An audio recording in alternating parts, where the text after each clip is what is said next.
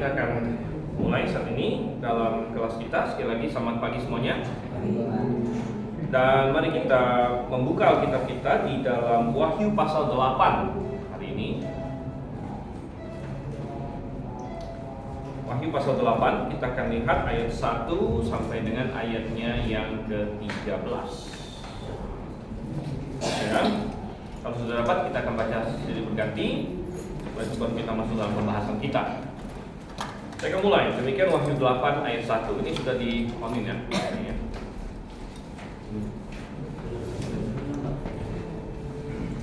Belum. Oh, udah ini. Udah. Oke.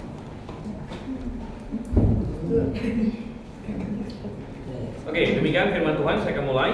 Dan ketika anak domba itu membuka meterai yang ke-7, maka sunyi senyaplah di sorga kira-kira setengah jam lamanya. Lalu aku melihat ketiga malaikat yang berdiri di hadapan Allah, dan kepada mereka diberikan 7 sangkakala.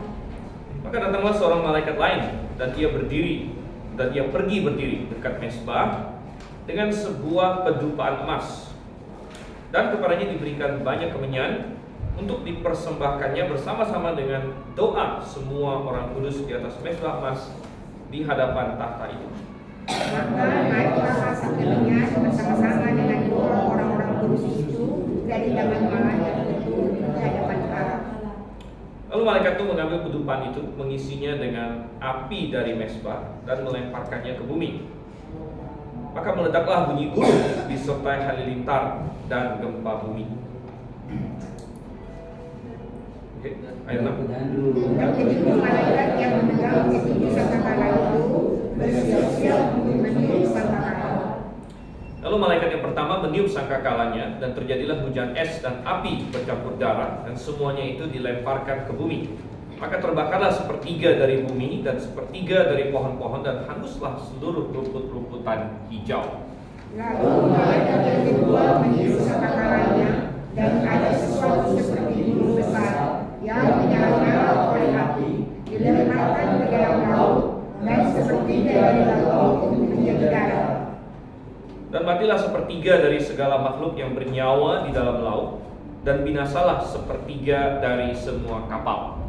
Lalu malaikat yang ketiga meniup sangkakalanya, dan jatuh dari langit sebuah bintang besar menyala-nyala seperti obor, dan ia menimpa sepertiga dari sungai-sungai dan mata-mata air. Nama bintang itu ialah Absintus, dan sepertiga dari semua air menjadi Absintus, dan banyak orang mati karena air itu sebab sudah menjadi pahit. Lalu malaikat yang keempat meniup sangkakalanya, dan terkumpullah sepertiga dari matahari, dan sepertiga dari bulan, dan sepertiga dari bintang-bintang, sehingga sepertiga daripadanya menjadi gelap, dan sepertiga dari siang hari tidak terang, dan demikian juga malam hari. Lalu aku mendengar seekor gunung nasar terbang di tengah langit dan berkata dengan suara nyaring, "Celaka, celaka, celakalah mereka yang diam di atas bumi oleh karena bunyi sangkakala ketiga malaikat lain yang masih akan meniup sangkakalanya." Oke, kita akan berdoa terlebih dahulu. Minta Reinhard, saudara Reinhard pimpin kita berdoa. Mari kita berdoa. Bapa di surga, kami mengucap syukur ya Tuhan karena pagi yang indah ini di mana kami bisa berkumpul untuk berjemaat satu dengan yang lainnya. Dan sebelum acara berjemaat kami melanjutkan pembelajaran kitab Wahyu. Kiranya Engkau yang memimpin kami, Engkau yang berikan kami hikmat agar kami senantiasa mengerti kebenaran-Mu ya Bapa. Dan di dalam nama Tuhan Yesus kami berdoa. Amin. Amin. Oke, baik. Kita lihat dalam isian kita sekarang. Kita sudah masuk di pasal 8. Jadi kita kilas balik sedikit. Nomor 1, pasal 7 dalam kitab Wahyu adalah semacam sisipan atau intermezzo, kita bilang ya, intermezzo. Karena begini, ingat kita sudah bicara kronologi kan. Kronologinya apa sih? Kronologinya di abad pertama, Yohanes mendapat penglihatan di Pulau Patmos. Ya. Nah, ini yang sudah terjadi. Ingat di pasal 1 ayat 19 apa yang sudah terjadi. Ya, kemudian abad 2 sampai sekarang, ya, sekarang abad 21 ya, dan kita nggak tahu masih bakal ada nggak abad 22. Kalau menurut apa istilahnya secara rohani sih sebenarnya sudah sangat dekat ya. Tuhan Yesus masa masih mau muda lagi sampai 100 tahun lagi ya, tapi kita nggak tahu. Ya. Ini adalah masa gereja, ya. Dan ini adalah yang sedang terjadi. Ya, kemudian ini dari pasal 2 sampai pasal 3. Kemudian apa yang akan terjadi sesudah itu? Akan terjadi, dan itu di pasal 4 ada rapture. Ya, kita sudah melihat itu. Pasal 4 ada rapture. Pasal 5 kita melihat ya keputusan di sorga. Karena Tuhan punya satu gulungan yang sangat penting, yang ada berapa meterai di sini? 7 meterai. Tuhan punya gulungan yang sangat penting yang ada 7 meterai. Putusan di sorga. Dan hanya satu pribadi yang layak untuk membuka meterai-meterainya, yaitu untuk melaksanakan keputusan Tuhan, yaitu Yesus Kristus. Oke, dan kemudian pasal 6 kita sudah melihat meterai-meterai ini dibuka satu persatu. Nah, jadi 6 meterai dibuka. Masih hafal nggak meterainya apa aja? Meterai pertama apa? Masih hafal? Antikristus. Udah putih antikristus. Ya, yang kedua Peperangan hitam. udah merah Merah peperangan. Udah ketiga hitam. udah hitam. Apa itu? Kematian. Kelaparan dulu. Oh, kematian. Nah, kelaparan. Yang keempat udah kuning hijau. Nah, hijau kuning. Itu baru kematian. Yang kelima penganiayaan. Dia melihat jiwa-jiwa di bawah mesbah. Jadi banyak martir di situ. Yang keenam gempa bumi dahsyat dengan matahari menjadi gelap dan lain sebagainya, ya kan? Nah, ini 1, 2 kita nggak akan ulang lagi, kelamaan kalau ulang lagi, jadi saya gini-gini aja. Nah, kita bertanya nih, yang ketujuh mana? Yang ketujuh rupanya belum. Yang ketujuh ini nanti baru di pasal 8 yang kita baca ini. Makanya kita bilang pasal 7 itu ini kayak semacam intermezzo, karena belum melanjutkan peristiwa selanjutnya apa. Melainkan dia dikasih lihat bahwa ternyata di dalam masa tribulasi ada orang-orang percaya, yaitu 144.000 yang orang Israel yang menjadi buah sulung, korban sulung. Kemudian ada jumlah yang banyak sekali dari bangsa-bangsa lain, ya, yang banyak sekali dari bangsa-bangsa lain. Ya. Jadi ini hanya untuk kasih lihat bahwa ternyata di dalam proses semua ini terjadi ada orang-orang yang percaya kepada Tuhan. Dan mereka dimeteraikan, 144.000 orang ini dimeteraikan di dahi mereka. Nah, baru kita masuk ke pasal 8, baru lanjut lagi itu ceritanya. Jadi ceritanya ini kayak di pause sebentar untuk kasih informasi selingan, informasi sisipan. Nah, baru di pasal 8 ini lanjut lagi, meterai yang ke-7 dibuka. Ya, meterai yang ke-7 dibuka. Oke, jadi meterai ke-7 ya, meterai ke-7 dibuka. Dan apa isinya? Masih di poin nomor 1 kita. Pasal ke-7 dalam kitab Wahyu adalah semacam intermezzo atau selipan, itu intermezzo. Dan kini Yohanes diberi penglihatan lanjutan tentang anak domba yang membuka ke-7 meterai. Ya, hanya satu orang yang pribadi yang bisa membukanya, yaitu anak domba, yaitu Yesus Kristus. Nah, apa isi dari meterai ke-7? Kita lihat di ayat yang kedua, ayat pertama. Ketika anak domba itu membuka meterai yang ke-7, maka sunyi senyap. Oke, kita lihat. Poin 2A, pada saat meterai ke-7 dibuka terjadilah sunyi senyap selama berapa lama di situ? Setengah jam di bumi. Di sorga, bukan di bumi.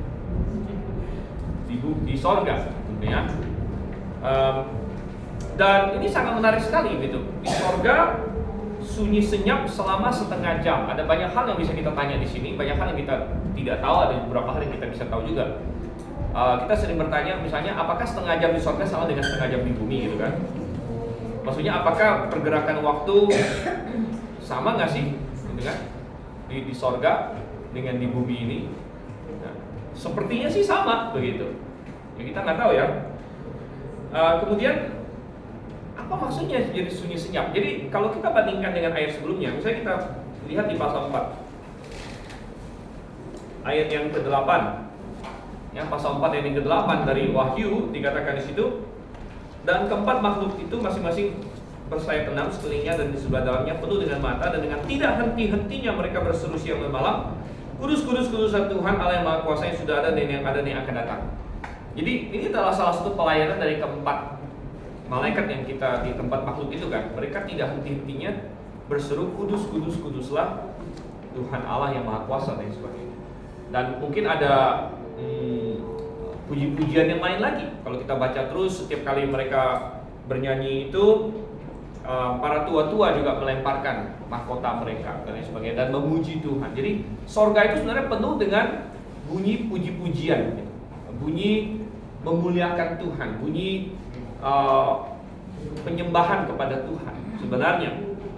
Tapi ketika meterai yang ketujuh dibuka, rupanya ada semacam instruksi semuanya diam dulu gitu. Semuanya diam dulu, sunyi senyap selama setengah jam. Dan banyak orang berpikir apa fungsinya ini? Apa fungsinya ini? Dan ya, sepertinya ini adalah semacam dramatic pause. Ya, dramatic pause. Jadi dramatic pause itu semacam hening sejenak untuk memberi penekanan kepada apa yang akan terjadi selanjutnya. Dan biasanya ini sering dipakai di dalam orang berkhotbah atau memberikan pidato dan sebagainya. Ya, kita ada teknik namanya dramatic pause. Dimana kalau kita bicara.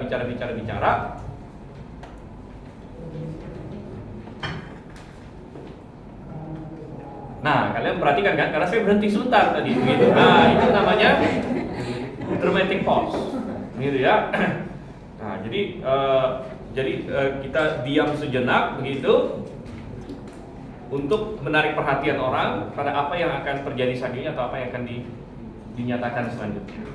Begitu. Jadi, apakah ini yang Tuhan sedang lakukan? Ya, bisa juga bahwa, oke, kita stop sebentar karena ada sesuatu yang besar yang akan terjadi, sesuatu yang hebat yang akan terjadi. Begitu, kira-kira seperti itu mungkin. Oke ya. Dan ada sebagian orang berpikir bahwa isi dari meterai ketujuh itu yaitu sunyi senyap di sorga 7 sama setengah jam itu. Tapi kita bilang tidak mungkin itu isinya. Kenapa? Karena kalau kita lihat yang tadi sudah kita lihat, yang meterai 1, 2, 3, 4, 5, 6 ini selalu progresif, artinya makin lama makin hebat gitu. Dan sampai kepada yang ke-6 ini sudah hebat sekali, yaitu ada gempa bumi yang luar biasa dengan matahari menjadi gelap dan lain sebagainya. Masa tiba-tiba yang ke-7 kayak nggak ada apa-apanya gitu, nggak terjadi apa-apa di bumi gitu. Cuma di sorga diam setengah jam aja, kan nggak masuk akal gitu. Padahal yang ke-7 ini kan mestinya yang paling hebat, karena biasanya segala sesuatu itu crescendo, artinya semakin intensitasnya semakin meningkat. Nah, 1 begini, 2 begini, 3 begini. Jadi kalau misalnya yang ke-7 ini cuman ya di sorga diam setengah jam, berarti sangat anti klimaktik program. Sangat anti klimaks, karena yang ke-6 sudah begitu hebat, yang ke-7 nggak ada apa-apa, cuma diem aja di sorga setengah jam, gitu kan? Jadi kita bilang tidak mungkin. Jadi sebenarnya apa isi meterai ke-7? Isi meterai ke-7 adalah 7 sangkakala. 7 sangkakala. Ini kita lihat di ayat yang kedua. Jadi isi dari meterai ke-7 bukan hanya ayat 1 tapi juga ayat 2. Jadi di ayat 1 kan di sini anak domba itu membuka meterai ke-7, sunyi senyap di sorga kira-kira setengah jam. Ayat 2-nya Lalu aku melihat ketujuh malaikat yang berdiri di depan Allah, dan kepada mereka diberi 7 sangkakala. Jadi mereka bersiap-siap. Itu di poin 2B kita. Poin 2B ya. Ketujuh malaikat di hadapan Allah bersiap untuk meniup 7 sangkakala. 7 sangkakala. Ya, jadi isi dari meterai ketujuh adalah 7 sangkakala yang akan diperdengarkan.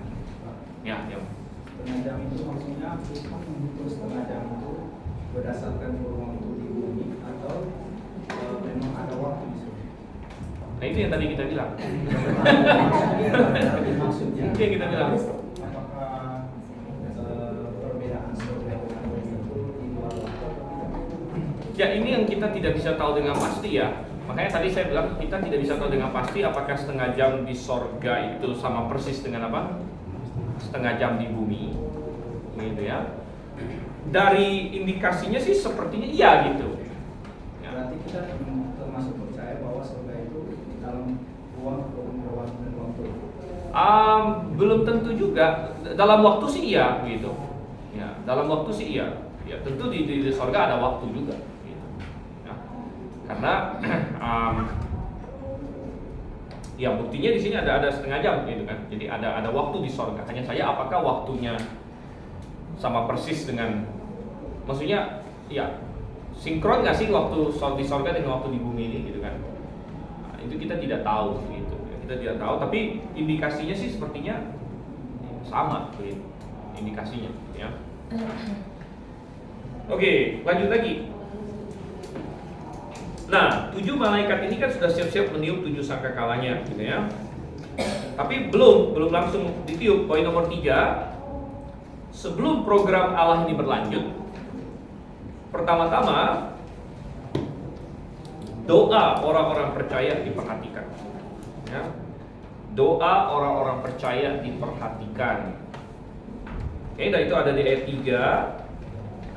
Maka datanglah seorang malaikat lain dan ia pergi berdiri dekat mezbah dengan sebuah pedupaan emas. Dan kepadanya diberikan banyak kemenyan untuk dipersembahkannya bersama-sama dengan doa semua orang kudus di atas mezbah emas di hadapan takhta itu.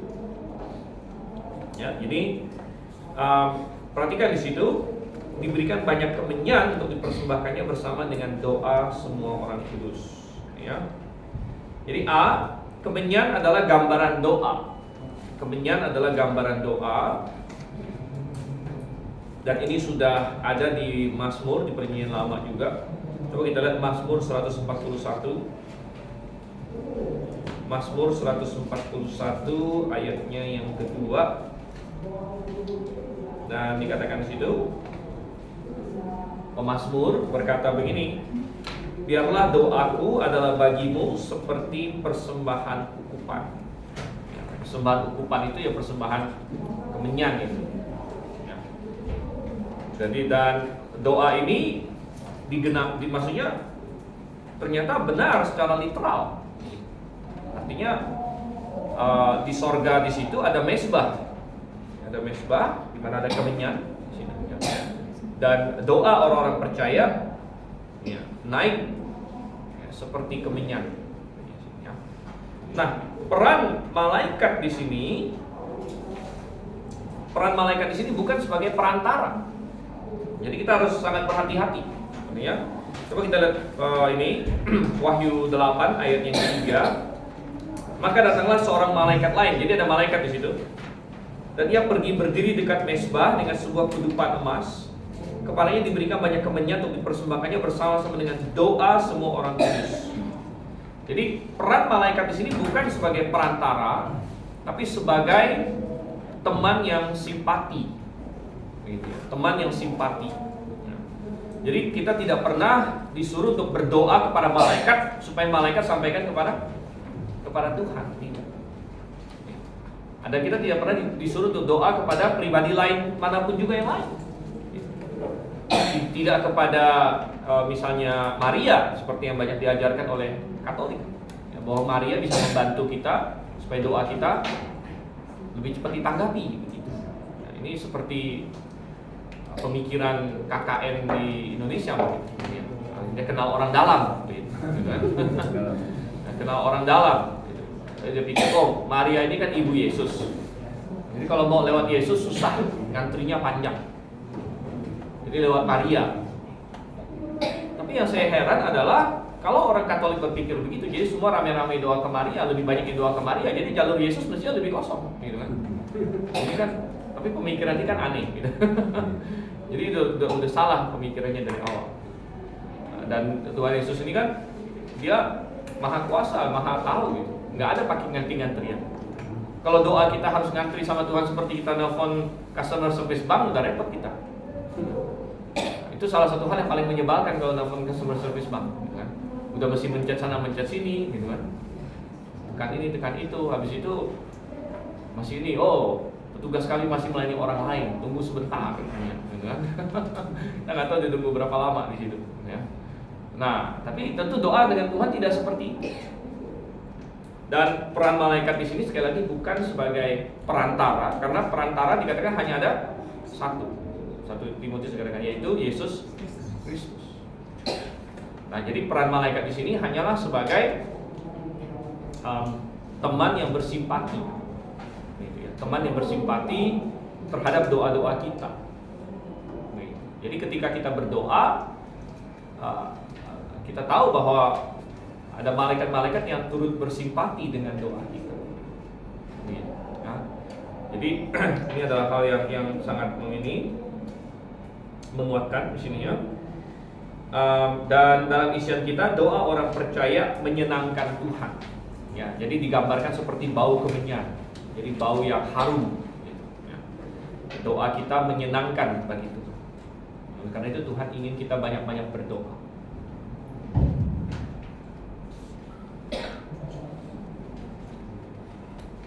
Oke, dan ini adalah jawaban Tuhan terhadap doa-doa di meterai, bukan ke-6 ya, saya salah tulis ini, ke-5. Kelima, apa itu meterai kelima? Tadi barusan kita bahas meterai kelima itu kan Yohanes melihat jiwa-jiwa di bawah mezbah. Lalu mereka berseru pada Tuhan. Apa yang mereka serukan? Sampai kapan Tuhan Engkau tidak membalaskan darah kami? Kita lihat di Wahyu 6 ayat 10 di situ.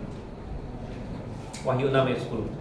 Nah, mereka berseru dengan suara nyaring katanya, berapa lamakah lagi yang penguasa yang kudus dan benar Kau tidak menghakimi dan tidak membalaskan darah kami kepada mereka yang diam di bumi. Jadi mereka berseru meminta Tuhan menjalankan keadilan. Dan untuk menjawab doa mereka ini, ya Tuhan akan melancarkan hukuman apa? 7 sangkakala. Jadi ini untuk menjawab doa mereka. Dan C, kita melihat bahwa kemah suci adalah gambaran dari sistem di sorga. Dan kita tahu bahwa di kemah suci sebenarnya ada 2 mezbah. Ada 2 mezbah. Ini saya sudah pernah gambar ya. Ada 2 mezbah. Pertama mezbah bakaran yang di luar. Nah, di sini untuk potong-potong binatang. Ya, potong binatang, mezbah bakaran. Tapi di sini, di dalam sini ada mezbah ukupan. Jadi ini bukan nggak boleh potong binatang dalam sini. Di sini hanya boleh mempersembahkan kemenyan.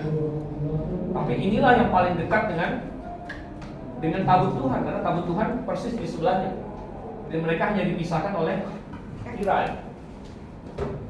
Hanya dipisahkan oleh tirai saja. Jadi kemenyan di sini langsung masuk ke hadirat Tuhan. Langsung masuk ke ruang Maha Kudus. Dan itu menggambarkan di sorga.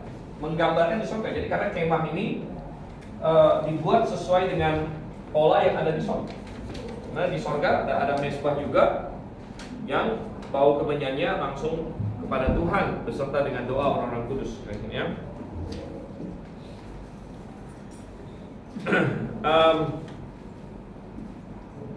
Oke, dan ayat yang kelima dikatakan di situ, lalu malaikat itu mengambil pedupaan itu, mengisinya dengan api dari mezbah dan melemparkannya ke bumi. Jadi doa orang percaya menggetarkan bumi. Tuhan menggetarkan bumi demi orang percaya. Ya, demi orang percaya. Dan coba kita lihat satu mazmur yang baru-baru ini saya renungkan, itu Mazmur 18. Nah, Mazmur 18 ini ditulis oleh Daud, tapi digenapi secara ultimate dalam Tuhan Yesus. Tapi coba kita lihat Mazmur 18. Kita lihat ayat 1 untuk mendapat latar belakangnya. Mazmur 18 untuk memimpin biduan dari hamba Tuhan yakni Daud yang menyampaikan perkataan nyanyian ini kepada Tuhan pada waktu Tuhan telah melepaskan dia dari cengkraman semua musuhnya dari tangan Saul. Ayat 2, ia berkata, aku mengasihi Engkau ya Tuhan kekuatanku, ya Tuhan bukit batuku, kubu pertahananku dan penyelamatku, Allahku gunung batuku, tempat aku berlindung, perisaiku, tanduk keselamatanku, kota bentengku. Ya, di sini sangat mengagungkan Tuhan. Terpujilah Tuhan seruku, maka aku pun selamat daripada musuhku. Nah, ayat 5 sampai ayat yang ke-7 menggambarkan situasi ini yang sangat parah sekali. Tali-tali maut telah melilit aku, banjir-banjir jahanam telah menimpa aku, tali-tali dunia orang mati telah membelit aku, perangkap-perangkap maut terpasang di depanku. Ketika aku dalam kesesakan, aku berseru kepada Tuhan, kepada Allahku aku berteriak minta tolong, yang mendengar suaraku dari baitnya. Ya, seperti doa tadi masuk ke bait Tuhan gitu ya. Teriakku minta tolong kepadanya sampai ke telingaku. Lalu perhatikan bagaimana pemazmur menggambarkan intervensi Tuhan yang ini ya. Lalu goyang dan goncanglah bumi katanya. Dan dasar-dasar gunung gemetar dan goyang oleh karena menyala-nyala murkanya. Asap membubung dari hidungnya, api menjilat keluar dari mulutnya, bara menyala keluar daripadanya. Yang menekukkan langit lalu turun, kekelaman di bawah kakinya. Yang mengendarai kerub lalu terbang dan melayang di atas sayap angin. Ia membuat kegelapan di sekelilingnya menjadi persembunyiannya, ia menjadi pondoknya, air hujan yang gelap, awan yang tebal, karena sinar di hadapannya hilanglah awan-awannya bersama hujan es dan bara api. Maka Tuhan mengguntur di langit yang maha tinggi memperdengarkan suaranya, dilepaskannya panah-panahnya sehingga diserahkannya mereka, kilat bertubi-tubi sehingga dikacaukannya mereka. Lalu kelihatanlah dasar-dasar lautan dan tersingkaplah alas-alas dunia karena hardiku ya Tuhan, karena hembusan nafas dari hidungmu. Jadi pemazmur menggambarkan bagaimana Tuhan mengintervensi sedemikian rupa sehingga bumi ini pun kayak kecil sekali di hadapan Tuhan gitu. Yang Tuhan bisa tekuk langit dan Tuhan bisa menggetarkan, menggoncangkan bumi demi orang yang dia kasihi. Dan sekali lagi secara historis ini Daud ya, tetapi ini digenapi oleh Tuhan Yesus. Ya, digenapi oleh Tuhan Yesus ya. Kalau kita analisis lebih jauh lagi sebenarnya digenapi oleh Tuhan Yesus bahwa dan ini menggambarkan bagaimana doa orang percaya, teriakan orang percaya benar-benar itu sangat berpengaruh di dunia ini. Itu sangat berpengaruh di dunia ini dan kita tidak boleh lupa akan hal itu. Oleh karena itu Tuhan ingin kita berdoa. Oleh karena itu doa kita itu benar-benar kayak naik di hadapan Tuhan. Tuhan ingin kita bisa memvisualisasikan seperti asap kemenyan naik kepada Dia. Ya. Dan Tuhan mendengar doa kita. Dan karena doa orang-orang percaya, kalau kita kembali ke Wahyu pasal 8, malaikat Tuhan menyuruh malaikat melemparkan bara api ke bumi dan bumi goncang karena itu. Ya. Oke, jadi menarik sekali dan sangat menghibur bagi kita bahwa kita tidak sendirian dalam pertarungan rohani kita, dalam perjuangan kita akan kebenaran. Ya. Dan karena itu sangat penting bagi kita untuk berdoa secara pribadi maupun secara berjemaat sebenarnya. Gitu ya. Karena ketika kita berjemaat kita bersatu hati. Jadi kalau kita lihat di sini ini adalah doa orang-orang kudus. Jadi orang-orang kudus sebagai suatu kesatuan ketika orang-orang percaya di seluruh dunia apalagi berseru. Nah ini sangat besar kuasanya. Oke, kemudian kita lihat lagi di sini poin nomor 4 ya. Poin nomor 4 kita, ketujuh sangkakala kini siap untuk ditiup. Itu di poin ayat 6. Ketujuh malaikat yang memegang ketujuh sangkakala itu bersiap-siap untuk meniup sangkakala. Siap-siap di sini. Nah, sangkakala itu muncul cukup banyak kali dalam Alkitab. Sangkakala sering dipakai sebagai tanda dan penarik perhatian dan pengumuman. Jadi sangkakala sering dipakai untuk mengumumkan sesuatu, menarik perhatian atau memberi komando. Ya. Ada beberapa insiden, misalnya di Gunung Sinai. Kalau kita lihat Keluaran 19 ayat 16, ini sangkakala dipakai di Gunung Sinai. Nama lain Gunung Sinai adalah Gunung Horeb. Jadi kalian akan, kalau kita baca Alkitab, kadang-kadang kita baca ada Gunung Sinai, kadang-kadang kita baca ada Gunung Horeb. Sebenarnya itu dua nama satu gunung yang sama di situ ya. Tapi di Keluaran 19 ayatnya yang ke-16,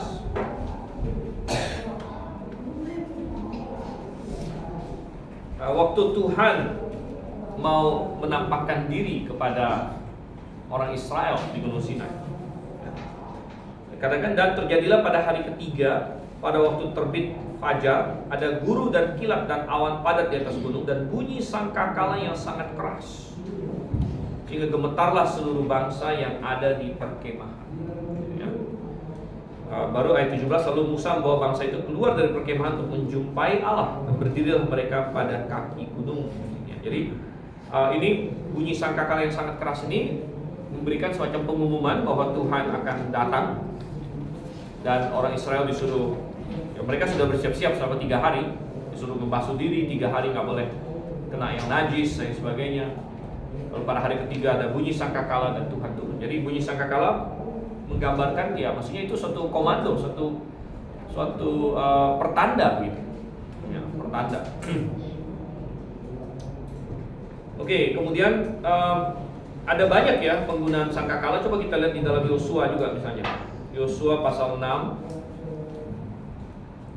Yosua pasal 6. Dan kita masih ingat salah satu peristiwa yang sangat hebat dalam sejarah Israel, terutama waktu mereka masuk Kanaan, adalah mereka berhasil mengalahkan kota apa? Kota Yeriko. Dan di situ ada peran penggunaan sangkakala yang prominent juga. Dikatakan di Yosua 6 ayat 4, dan 7 orang imam harus membawa 7 sangkakala tanduk domba di depan tabut. Jadi sangkakala ini biasanya mereka buat dari tanduk domba. Nama Ibrani-nya itu shofar, ini ya. Shofar, jadi dia nggak kayak trompet modern kita. Ya. Kalau nanti orkestra atau apa kita, ini kan nanti ada yang main trombon, ada yang main trompet gitu ya. Itu sudah modern ya. Tapi kalau orang zaman dulu dia pakai tanduk ya. Pakai tanduk domba, dia namanya shofar itu, dan memang bunyinya juga khas gitu ya. Jadi ada 7 orang imam harus membawa 7 sangkakala. Jadi menarik sekali, ini 7 sangkakala juga ya. Malaikat di situ juga ada bawa 7 sangkakala gitu. Ya. Ini juga 7 sangkakala. Jadi sebagaimana 7 sangkakala di zaman Yosua mengalahkan Yeriko, demikian juga 7 sangkakala yang ditiup malaikat di sini akan Tuhan pakai untuk menghakimi dunia sebenarnya ya, dalam kitab Wahyu di sini. Dan kita tahu bahwa ceritanya orang Israel harus keliling Yeriko selama 7 hari. Tiap hari sekali sampai hari ke-7 dikelilingi 7 kali, dan ujungnya sekali harus tiup sangkakala. Ketika mereka tiup sangkakala, maka temboknya runtuh. Oke. Baik, kembali ke Wahyu pasal 8. Poin nomor 5 kita. Jadi sangkakala yang ditiup ini adalah tanda penghakiman bagi orang-orang tidak percaya. Tanda penghakiman ya. Dan ini berbeda dengan sangkakala yang dinantikan oleh orang-orang percaya perjanjian baru. Hari ini kita juga menantikan sangkakala. Tapi bukan sangkakala yang 7 sangkakala ini. Kita menantikan sangkakala apa? Rapture, sangkakala rapture. Coba kita lihat di dalam 1 Tesalonika 4.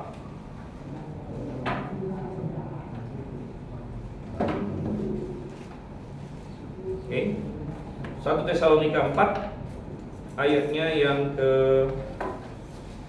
16 dan 17. Ayat 16 dan 17. Sebab pada waktu tanda diberi, yaitu pada waktu penghulu malaikat berseru dan sangkakala Allah berbunyi, maka Tuhan sendiri akan turun dari sorga, dan mereka yang mati dalam Kristus akan lebih dahulu bangkit. Sudah itu kita yang hidup yang masih tinggal akan diangkat bersama-sama dengan mereka dalam awan menyongsong Tuhan di angkasa. Demikianlah kita akan selama-lamanya bersama-sama dengan Tuhan. Jadi ini adalah sangkakala yang kita nantikan, yaitu disebut sangkakala Allah di sini. sangkakala Allah menandakan bahwa tiba waktunya bagi kita untuk kembali ke rumah bersama dengan Tuhan Yesus. Karena Tuhan Yesus sedang mempersiapkan rumah bagi kita. Ya. Jadi bagi yang hari ini kesusahan masalah rumah dan lain sebagainya, gitu kan. Jangan khawatir, ya, Tuhan sedang mempersiapkan sebuah rumah. Dan rumah di dunia ini sebagus apapun pasti repot juga. Ya. Terlalu bagus repot di pajaknya, repot di bocornya, gitu. Ini musim hujan dan lain sebagainya. Ya. Tapi Tuhan mempersiapkan sebuah rumah bagi kita. Dan ketika sangkakala berbunyi, kita kembali ke rumah. Nah, ada orang berkata sangkakala ini berarti 7 sangkakala ini katanya. Tapi kita bilang bukan. Ini berbeda total. Karena sangkakala yang disebut di sini adalah sangkakala Allah yang kita nantikan. Sedangkan yang 7 ini sangkakala yang ditiup oleh siapa? Malaikat. Jadi ini 7 sangkakala malaikat. Sedangkan yang kita nantikan adalah sangkakala Allah. Dan pada saat sangkakala Allah berbunyi, Tuhan sendiri akan turun. Nanti kita akan lihat waktu malaikat membunyikan 7 sangkakala ini, ada nggak Tuhan turun? Tidak ada nanti kita. Ya. Jadi sangkakala yang kita nantikan itu sebenarnya sudah digenapi di pasal 4. Coba kita kembali lagi ke pasal 4 ayat 1 di sini. Nah, ini yang kita bilang adalah gambaran rapture. Wahyu 4 ayat 1, kemudian daripada itu aku melihat sesungguhnya sebuah pintu terbuka di sorga, dan suara yang telah kudengar berkata kepadaku seperti bunyi sangkakala. Katanya, naiklah kemari. Jadi Tuhan akan mengguntur dengan suara sangkakala dan menyuruh orang-orangnya untuk naik sambil menjemput, ya. Oke, jadi ini berbeda dengan 7 sangkakala yang akan ditiup oleh malaikat. Oke, kita masuk sekarang poin nomor 6 kita. Poin nomor 6, ketujuh sangkakala membawa malapetaka. Sama seperti dengan meterai, 4 sangkakala pertama menjadi satu kelompok dengan kemiripan tertentu. Karena pas kita membahas meterai, 4 meterai pertama kan satu kelompok. Karena 4 meterai pertama sama-sama ada kudanya, kuda warna-warni, putih, merah, hitam, hijau, kuning. Nah, nanti yang 4 sangkakala pertama juga ada kesamaannya, yaitu sama-sama menyerang sepertiga dari sesuatu. Sepertiga dari sesuatu. B, 3 sangkakala terakhir didahului dengan pernyataan celaka. Jadi 4 sangkakala pertama nanti mengenai sepertiga sesuatu. Itu poin C kita ya. 4 sangkakala pertama mendatangkan malapetaka yang ditujukan kepada benda-benda alamiah. Jadi 4 sangkakala pertama mengena alam, jadi ditujukan kepada alam. Tapi bukan berarti manusia nggak kena. Tentu ditujukan ke alam, yang merasakan akibatnya adalah manusia. Tapi nanti 3 sangkakala terakhir, terutama 5 dan 6, kena langsung ke manusia. Jadi itu juga perbedaannya. Oke, ya.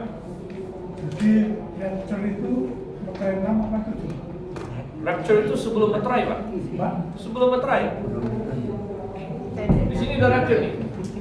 Pasal 4. Pasal 4 udah rapture. Sebelum meterai dibuka. Sebelum masuk tribulasi. Sudah diangkat. Sudah diangkat.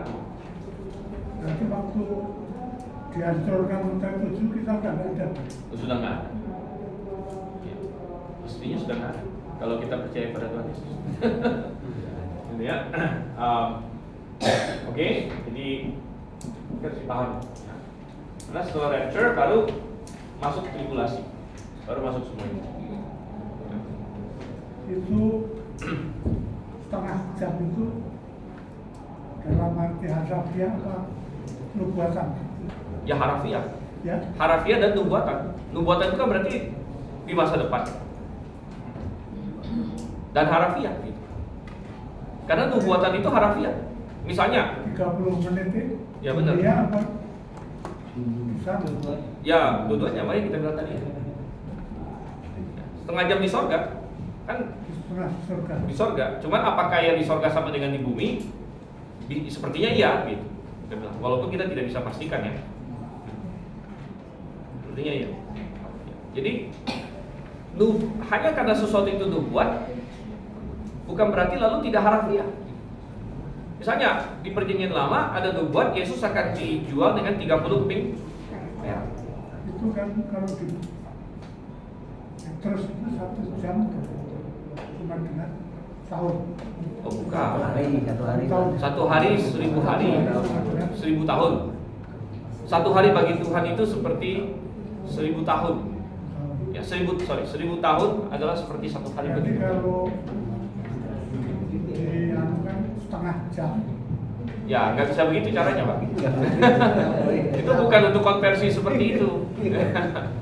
Itu maksud Petrus di situ, bahwa sebenarnya Petrus kutip dari Mazmur. Ya, di Mazmur dikatakan 1000 tahun bagi kami itu seperti 1 hari bagi engkau. Seperti, maksudnya bagi Tuhan yang kekal 1000 tahun itu pendek. Maksudnya begitu, bukan untuk kita bikin konversi, maksudnya kayak matematika jadi jadi nanti setengah jam berapa? Setengah jam berarti 1 hari kan 24 jam tuh. Berarti kalau di setengah jam berarti ada 48 gitu kan. 48 jadi 1000 tahun bagi 48, jadi setengah jam di surga jadi berapa gitu. Bukan untuk konversi seperti itu. Tapi maksudnya adalah 1000 tahun itu bagi manusia kan panjang sekali. Nggak ada satu orang manusia pun yang pernah hidup 1000 tahun. Paling lama aja si Metusalah, Samsul dan 9. Kalau dia dikasih nama Metu benar bisa jadi 1000 mungkin gitu ya. Tapi karena salah dikit gitu. Itu salah, jadi ini 969. Tidak ada satu orang pun pernah hidup 1000 tahun. Tapi Alkitab ingin katakan bahwa bagi Tuhan yang kekal 1000 tahun itu pendek, seperti seolah-olah bagi manusia itu kayak seperti satu hari. Bagi kita sehari kan pendek gitu. Ya. Jadi bagi Tuhan 1000 tahun itu pendek. Jadi bukan untuk dijadikan konversi matematika X sama dengan Y begitu. Bukan ya. Jadi ya itu pertanyaan yang bagusnya. Oke. Ya waktu kita sudah mau habis sekarang. Jadi kita stop sampai di sini ya. Jadi kita masuk sangkakalanya apa saja nanti minggu depan. Ini dari ayat 6. Ada ayat 7 gitu ya. Sangkakala pertama apa, kedua apa, ketiga apa, dan keempat apa. Pak yang nomor 5 tadi. Hah? Orang percaya apa Pak? Di sini Pak. Oh, perjanjian baru. Orang percaya perjanjian baru ya. Dan hari ini saya habis ya di belakang itu ya.